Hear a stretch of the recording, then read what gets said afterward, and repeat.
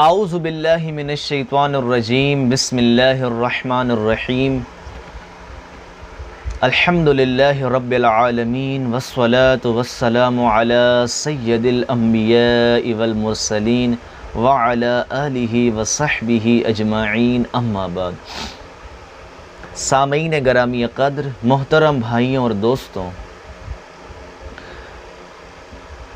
اس کائنات میں، کائنات آدم و عالم میں سب سے زیادہ، سب سے بڑھ کر جس ہستی نے ہم پر احسان کیا ہے وہ محمد مصطفیٰ کی ذات ہے۔ اور آپ کا سب سے بڑا احسان یہ کہ ہمیں اللہ دیا، ہمیں اللہ کا صحیح تعارف کرایا، ورنہ آج ہم بھی مشرک ہوتے اور کسی پتھر کے آگے جھک رہے ہوتے۔ لیکن آقا علیہ السلام کا احسان ہے کہ انہوں نے ہمیں اللہ کا تعارف کرایا، دین کی سمجھ عطا فرمائی۔ لیکن معذرت کے ساتھ، افسوس کے ساتھ کہتا ہوں، ہم اس احسان کو بھول گئے، آقا علیہ السلام کا تذکرہ کرنا بھول گئے، اور کرتے بھی نہیں ہیں۔ ہم اپنی مجالس کو حضور کے ذکر سے مزین نہیں کرتے۔ میں مثال کے طور پہ بات عرض کرتا ہوں کہ ایک عام انسان جس میں تھوڑی سی بھی غیرت ہو، انسانیت ہو، اور وہ سارے دن کا بھوکا ہو اور کسی گھر سے اسے کھانا مل جائے، وہ پیٹ بھر کے کھانا کھا لے، تو ساری زندگی وہ احسان نہیں بھولتا۔ اور جب کبھی بھی اس گھر کے پاس سے گزر ہو تو وہ اپنے دوستوں کو بتاتا ہے کہ اس گھر سے مجھے روٹی ملی تھی، اور ویسے بھی تذکرے کرتا ہے کہ مجھے اس گھر نے کھانا کھلایا تھا۔ آخر کار دوست بھی تنگ آ جاتے ہیں کہ یار تم ہر بار تذکرہ کرتے ہو، ہر بار انہی کی تعریف کرتے ہو، تو اگر اس بندے میں غیرت ہے وہ ایک جملہ کہے گا کہ یار انہوں نے مجھے کھانا کھلایا تھا، میں اس احسان کو کیسے بھول جاؤں۔ دنیا میں کوئی ہم پر احسان کرے تو ہم نہیں بھولتے، اور جگہ جگہ اس کا ذکر کرتے ہیں، اس کا قصیدہ پڑھتے ہیں۔ محمد مصطفیٰ نے ہم پر کتنے احسانات کیے، ہم اس کی تعریف ہی نہیں کرتے، ہم اس کا تذکرہ ہی نہیں کرتے، اور جو کر لے اسے کہتے ہیں یہ بریلوی ہے۔ کیا عجیب بات ہے بھائیوں، خدا کا خوف کریں، ہرگز یہ بات نہ کریں۔ تو بھائیوں اور دوستوں، اس بات سے ہم توبہ کریں۔ آقا علیہ السلام سے محبت کا اظہار کرنا کیوں کسی مسلک کی طرف منسوب کیا جا رہا ہے اس کو؟ یا آپ کو چڑ ہے اس بات سے کہ ہم حضور سے محبت کا اظہار نہیں کر سکتے؟ کیوں جی؟ کیا مسئلہ ہے؟ اور آج کل ایک نئی روش اختیار کر لی ہے ہم نے کہ ہم اللہ کی توحید کو جب بیان کرتے ہیں تو حضور کی نفی کر دیتے ہیں۔ آئے ہائے ہائے، جب اللہ کی تعریف بیان کی جاتی ہے، اللہ کی وحدانیت بیان کی جاتی ہے، تو اس میں حضور کی نفی کیوں کی جا رہی ہے؟ اللہ کا غیر، بے شک تمام مخلوقات اللہ کا غیر ہے، لیکن آپ رسول اللہ کی اس طرح تنقیص کریں کہ ہر فضیلت کا انکار کر دیں، کچھ ادب کا تقاضا بھی ہے۔ علم غیب کو لوگوں نے بیان کیا کہ یہ اللہ کا خاصہ ہے۔ اب جن لوگوں نے علم غیب کی نسبت حضور کی طرف کی، ایک عقیدہ ہے، لوگوں نے اس کا رد کیا اور بدتمیزی شروع کر دی، اور حضور کی طرف ایسی ایسی باتیں کہنا شروع کر دی، کوئی مسلمان سوچ بھی نہیں سکتا۔ آپ کیا تربیت کیا کر رہے ہیں لوگوں کی کہ جب اللہ کو بیان کرو، اللہ کی تعریف کرو تو حضور کی نفی کر دو، آقا علیہ السلام کی تنقیص کرو معاذ اللہ۔ یہ عقیدہ توحید کہاں سے آ گیا؟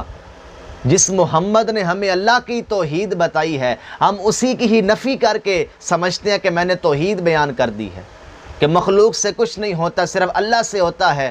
کیا اس مخلوق میں محمد بھی داخل ہیں؟ استغفر اللہ۔ کیا معاذ اللہ حضور بھی کچھ نہیں کر سکتے؟ اللہ کے چاہنے سے سب ہوتا ہے۔ آپ کہنا کیا چاہتے ہیں؟ حضور کے چاہنے سے کچھ نہیں ہوتا؟ کچھ ادب کا تقاضا بھی ہے۔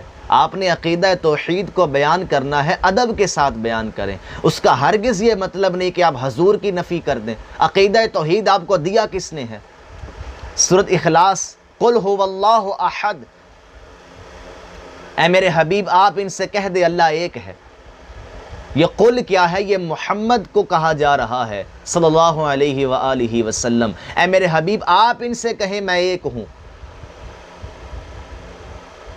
آپ حضور کو نکال دیں اور توحید بیان کر کے دکھائیں، حضور کی نسبت سے اللہ کو بیان کرو، براہ راست اللہ کو بیان کرنا، یہ کہاں سے توحید آپ نے نکال لی؟ 1200-1300 سال کی علمی تاریخ میں ایسی توحید کہاں سے آئی؟ کسی نے نہیں بیان کی، کہیں کسی کتاب میں نہیں پڑھا، اور آپ بیان کیے جا رہے ہیں۔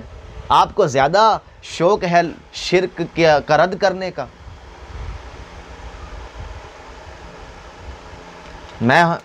قرآن مجید نے اس کو واضح کر دیا۔ یعقوب علیہ السلام نے اپنے بیٹوں سے کہا کہ میری موت کے بعد تم کس کی عبادت کرو گے؟ اب ان کا جواب کیا ہونا چاہیے؟ اللہ کی عبادت کریں گے، یہ توحید ہے نا۔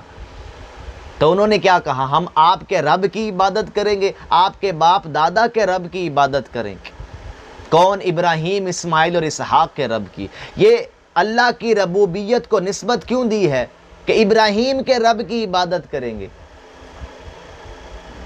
حقیقت میں توحید اسی کا نام ہے۔ لیکن آج ہم کیا کر رہے ہیں کہ حضور سے ہٹ کر اللہ کو جاننے کی کوشش۔ ہرگز ایسا نہ کرے، اعمال برباد ہو جائیں گے۔ العقیدہ توحید کو بیان کرنے کا ہرگز یہ مطلب نہیں کہ ہم حضور کے کمالات کا انکار کر دیں، آپ کے فضائل کا انکار کر دیں، اور جہاں ہم عام مخلوقات کا رد کرتے ہیں، معاذ اللہ ہم حضور کو بھی ویسا ہی سمجھ کے آپ کی بھی توہین شروع کر دیں کہ میں توحید بیان کر رہا ہوں۔ یہ کون سا ایمان ہے؟